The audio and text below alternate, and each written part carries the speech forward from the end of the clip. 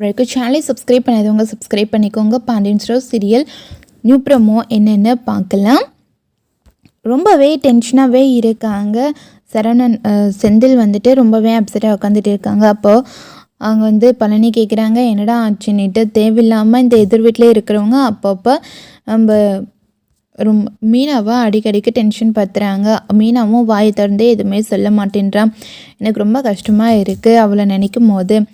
ஏதாச்சும் பிரச்சனை பண்ணிவிடுவாங்களோன்னு பயமாக இருக்குது. அதனால தான் போய் கேட்க போனேன்.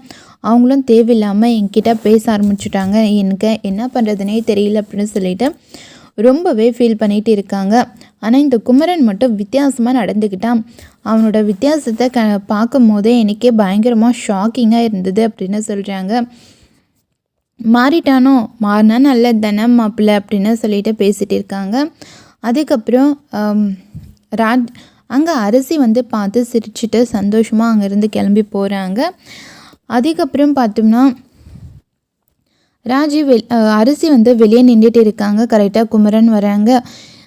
குமரனை பார்த்தோன்னே ரொம்பவே வெட்கப்பட்டு உள்ளே போகிறாங்க.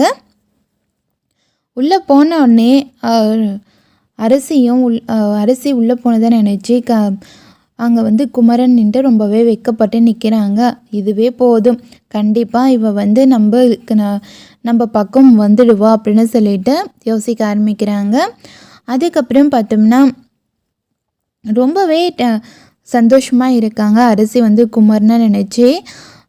அதுக்கப்புறம் கதிரும் ராஜியும் ரொம்பவே சந்தோஷமாக சென்னைக்கு போயிருக்காங்க. ரொம்பவே ஹாப்பியாக ஒற்று கொட்டு பேசி சந்தோஷமாக சிரிச்சுட்டு இருக்காங்க. அதுக்கப்புறம் எக்ஸாம் எழுதுறதுக்காக உள்ளே போகிறாங்க. அவங்க போன உடனே கதிரும் ரொம்பவே ஹாப்பியாக இருக்காங்க. நல்லா எழுதிட்டு வா, ஆல் தி பெஸ்ட் அப்படின்னு சொல்லிட்டு பெண்ணை கொடுக்குறாங்க.